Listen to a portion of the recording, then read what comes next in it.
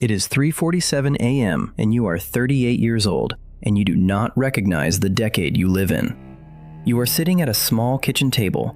The laptop in front of you is open, but you are not reading anything on it. The screen is just a blue rectangle of light pushing against your face. There is a paper coffee cup next to your hand. The coffee inside it is cold. The receipt taped to the side of the cup says $6.40. You remember, with a kind of sharpness that surprises you, that your father's first car cost $1,800, and he paid for it with money he had saved from a summer job. You remember this because he told you the story exactly 43 times across your childhood, and you used to roll your eyes at it. And now, at 3:47 in the morning, you would give a great deal to hear it one more time. You are not sad. That is the strange part. You are something quieter than sad. You are displaced. You were born in 1985. You know this is supposed to mean something. You have read the articles. You have seen the labels. Millennial, Zennial, the bridge generation.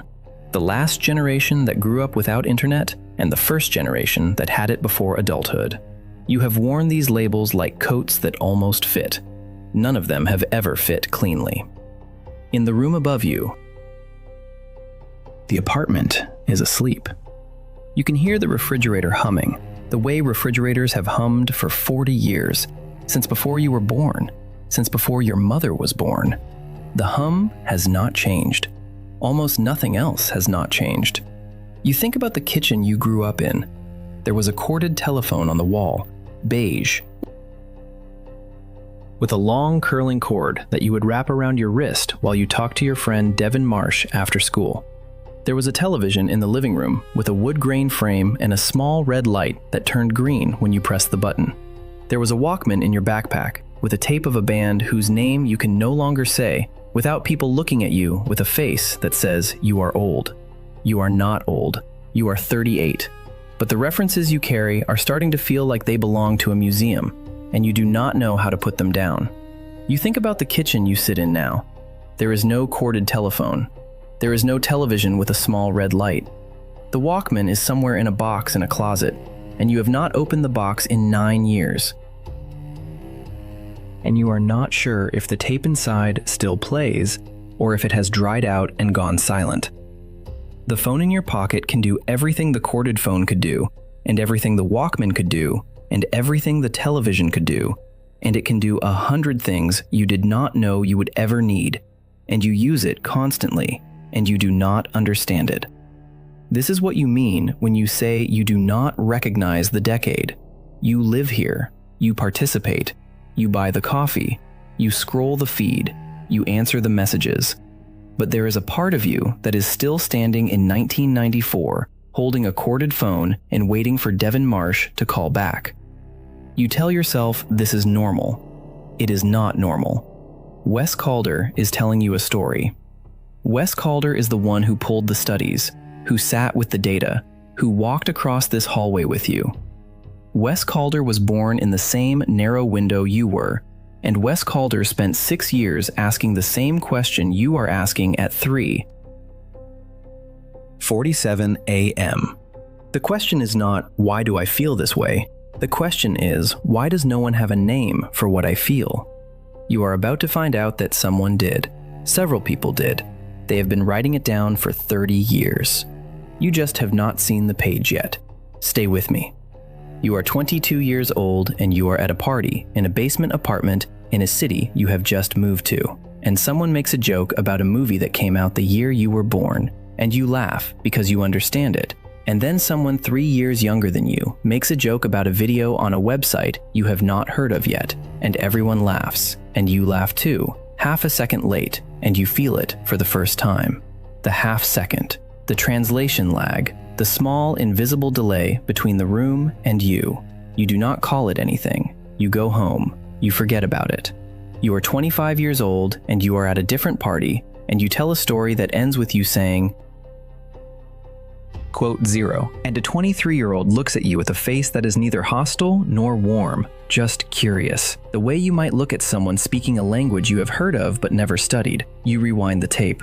You explain what rewinding a tape means. The 23-year-old nods politely. You do not tell that story again for a long time. You are 28 years old, and your friend Devin Marsh, who is 6 years older than you, calls you to talk about a song that came out when you were both kids, and you remember the song exactly. The cover of the album, the way the tape clicked when it ended, and Devin laughs and says, quote, "1," and you feel a small, warm flicker of something you would later recognize as the wrong kind of comfort. You wear the label for a while, Gen X. You like how it sounds. It is older. It is calmer. It is the decade of your older sister Priya Halloran, who is 13 years older than you, who knows every song you secretly memorized, who watched you grow up, and who treats you, sometimes, like a little version of herself.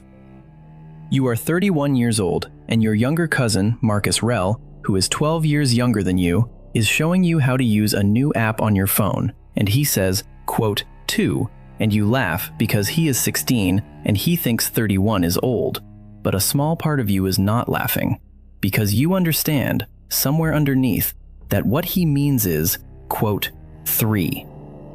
You are 34 years old, and an article appears in your feed about something called Zennials. You read it twice. You read it 3 times.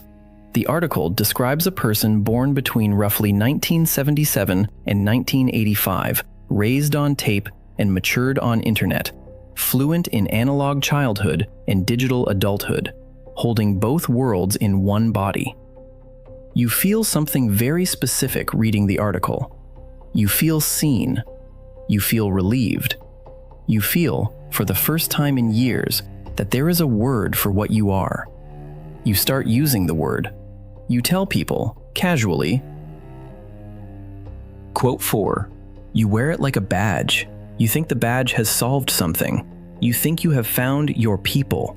You have not found your people. You have found a name for the floor you are standing on. You have not found the people. The people are not on the floor. The people are scattered up and down the staircase, and most of them have already moved upstairs or downstairs or out of the building entirely. And the floor you are standing on is, quietly, almost empty. You will not see this for another 4 years. For now, at 34, you are euphoric. You have a label. You have an explanation. You have a small, warm flicker of belonging. You read more articles. You quote the articles to friends. You feel adaptive. You feel chosen. You feel like the bridge generation. The bridge. You like the metaphor of the bridge. A bridge is useful. A bridge connects. A bridge has purpose. A bridge also has no destination of its own. You do not see this part yet. You will. Wes Calder wants you to notice the order of the levels. The order matters. You did not start out feeling displaced. You started out feeling adaptive. The displacement came later, after the badge stopped working, after the label stopped explaining anything, after you began to notice the small cost of being a bridge that everyone walked across and no one stayed on. That cost is what we look at next. You are 35 years old and you are at work, in a meeting, and you make a joke that references something from 1996. The 2 people in the room who are older than you laugh. The 4 people in the room who are younger than you do not laugh. They smile politely. The way people smile at a child who has said something almost coherent. You feel a small, sharp thing in your chest, and you keep talking, and you finish the meeting, and you go back to your desk, and you sit down, and you do something you have never consciously done before. You make a list. The list is in your head, not on paper. The list has 2 columns. The first column is, quote, 5. The second column is, quote, 6. You realize, sitting at your desk at 4:18 in the afternoon, that the lists barely overlap. You have been doing this for years. You only just noticed. You are 36 years old and you are at a dinner with friends, 6 of them, and you realize halfway through the meal that you have told 3 different stories that night, and each story has been pitched to a different age range in the room. You translated, in real time, without thinking. You modulated your references. You softened the dates. You stripped the cultural anchors from one story and added different ones for another listener. You came home from dinner with a kind of fatigue you did not have a name for. You are 36 years and 3 months old, and you stopped telling a particular story at all. The story is one you used to love. It is about a Friday afternoon when you were 11, and you and Devin Marsh rode bikes to a video store called Family Video and rented a tape and watched the tape twice and rewound it before returning it, because back then, if you did not rewind it, the store charged you $1. The story is about specific things. It is about a video store. It is about a tape. It is about $1 fee for not rewinding. The story has too many references that need translation now, too many objects that no longer exist, and you have grown tired of explaining what a video store was. So the story sits in a box in your memory, and you have not taken it out in a year. This is the first thing that breaks, not loudly, the way ice breaks on a thin pond. A small white line, then another, and the surface still looks frozen, but it is not the same surface. You are 36 years and 7 months old, and you realize that you do not have a peer group that fully understands a single one of your references without translation. There are people who get the analog ones. There are people who get the digital ones. There is no one in your life, no single human being, who gets both without you having to explain. This is the loneliness no one warned you about. It is not the loneliness of being alone. You are not alone. You have friends, you have family, you have a job, you have a city. You are not isolated. You are something else. You are constantly translating.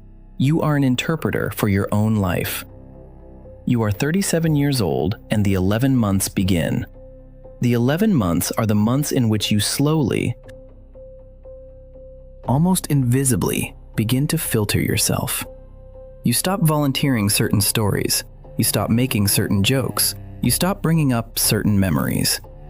Not because anyone has told you to, because you have grown tired in a quiet, bone-deep way of being the only person in the room who remembers a specific texture of the world. You do not call this depression. It is not depression. It is something else. It is the slow erosion that happens when you spend years being the only person in the room who remembers the texture of a specific Tuesday in 1996, and you have nowhere to put the memory down. You are 37 years and 4 months old, and you are at a wedding. Devin Marsh is there. Priya Halloran is there. Marcus Rell is there. They are all there in the same room for the first time in your adult life. You watch them across the dance floor. Devin, born 1979, is laughing with 2 other people in their mid-40s, and they are speaking a single shared language without translation. Priya, born 1972, is at a table with her own peers, and they are speaking a single shared language without translation. Marcus, born 1998, is in a corner with 3 other people in their mid-20s, and they are speaking a single shared language without translation. You are standing by the bar. You are alone. Not because no one likes you, because there is no group in the room whose language you can speak without translation. You drift between the 3 groups across the night. You are warm with each one. You are at home with none. You go back to your hotel room at 1:14 a.m., and you sit on the edge of the bed and you do not cry. You just sit. You understand something, but you cannot yet say it. You will say it 3 months later. You will say it at 2:11 a.m. at your kitchen table. For now, you are 37 years and 4 months old, and you are sitting on a hotel bed. And you are tired in a way that has nothing to do with the day. This is the crack widening. You are 38 years old now. We are back at the kitchen, the blue laptop screen, the cold coffee, the receipt that says $6.40. You have been here for an hour. You have not opened any tabs. You are not scrolling. You are doing something you have not done in a long time. You are thinking with your eyes open. You open one tab, you type 3 words into the search bar. The words are not quote 7. The words are not quote 8. The words you type are exactly quote 9. The first result is a paper. The paper is by Jean Twenge. The paper is from 2017. You have heard the name before, but you have never read the work. You start reading. You read for 40 minutes. Then you read another paper, then another. You read Dan Woodman from 2014. You read Pew Research from 2019. You read Strauss and Howe. You read Baumeister and Leary on the Need to Belong, published in 1995. The year you were 10 years old and renting a tape from Family Video with Devon Marsh. You sit back. You do the math. The math is this. The cohort born between roughly 1980 and 1985 sits exactly on the steepest cultural discontinuity measured in modern social science. Twenge's data shows the largest single break in adolescent psychological well-being since the 1930s falls in this window. Pew acknowledges the soft border. Woodman names the micro-cohort. Strauss and Howe predicted the hinge. The papers do not say, "You are special." The papers say, "You are statistically real." You are not imagining this. The papers do not make you feel better. They make you feel something stranger. They make you feel located.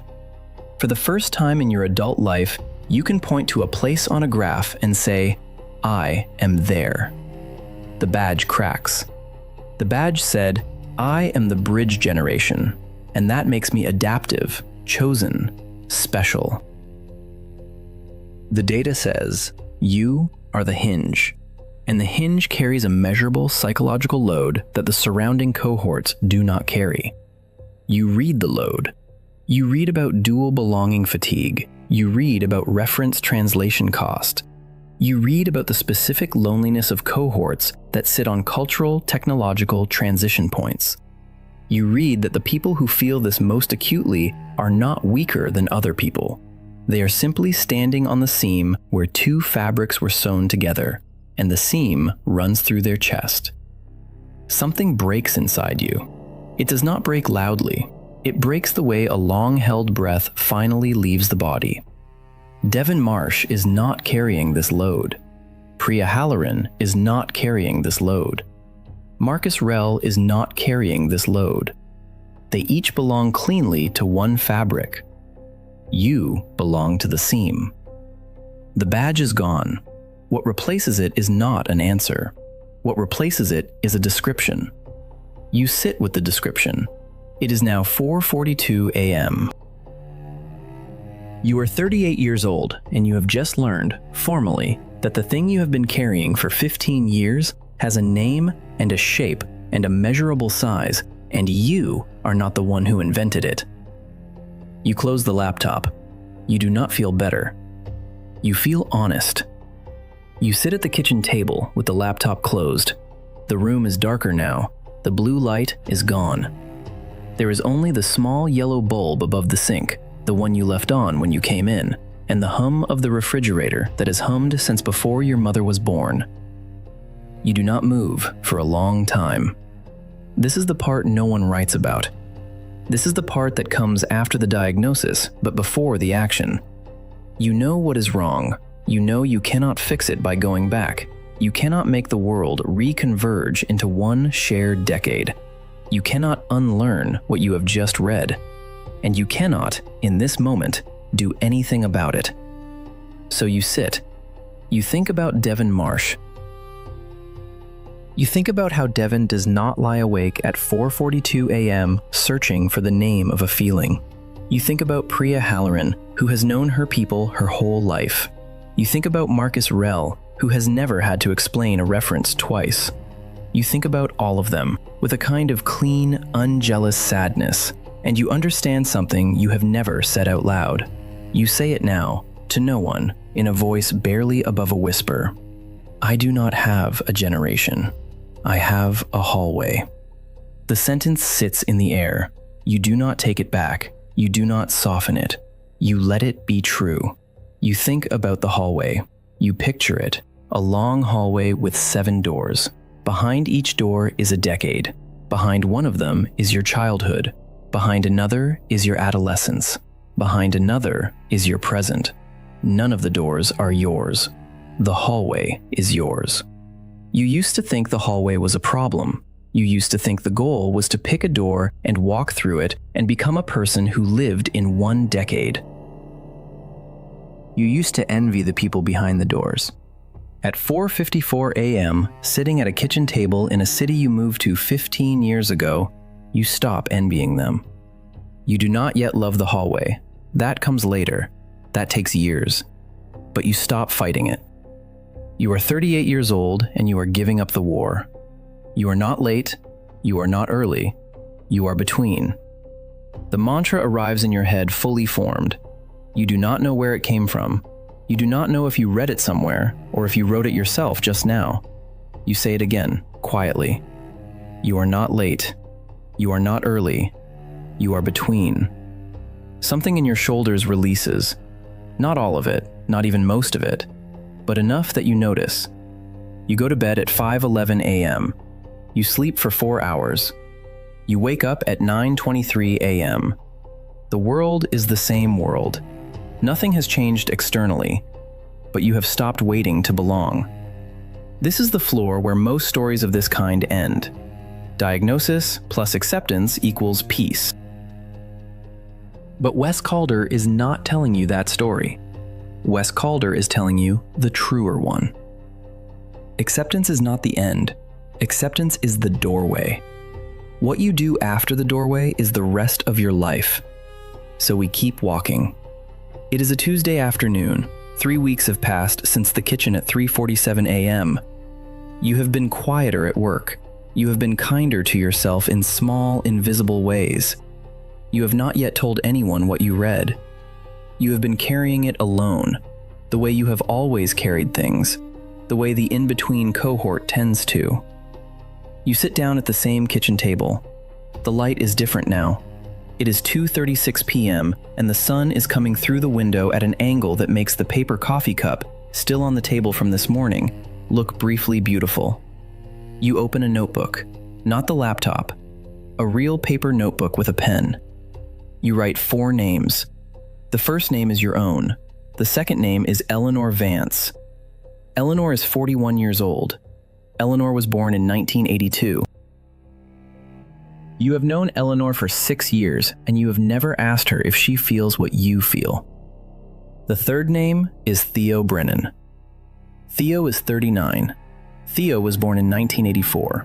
You worked with Theo on a project 2 years ago, and you remember a strange, small moment when Theo made a joke that referenced both a 1990s movie and a 2010s app in the same sentence, and no one in the room laughed except you.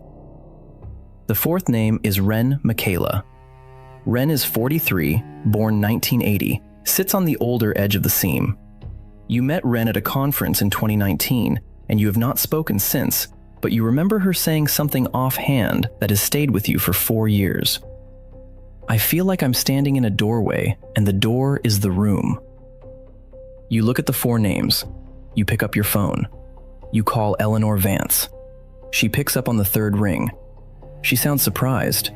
You have not called her in over a year. Most of your communication has been text. You are aware of this as the line connects. You are aware that calling someone in 2023 is a small, deliberate, almost old-fashioned act, and you are doing it on purpose. You do not have a script. You say, "Eleanor, this is going to sound strange. Do you have 10 minutes?" She says yes. You tell her about the kitchen at 3:47 a.m. You tell her about twenge. You tell her about the seam. You tell her about the hallway. You tell her you are not asking her to fix anything. You are asking her one question. The question is, do you feel this too? There is a long pause. Long enough that you wonder if the call has dropped. Then Eleanor says very quietly, "I have felt this since I was 23. You sit at the kitchen table and you do not say anything for a moment. The sun has shifted. The coffee cup is no longer in the light. The kitchen is just a kitchen again. Eleanor keeps talking. She tells you about her own kitchen, her own 3 a.m., her own years of translation. She tells you she stopped telling a particular story about a Walkman in 2017.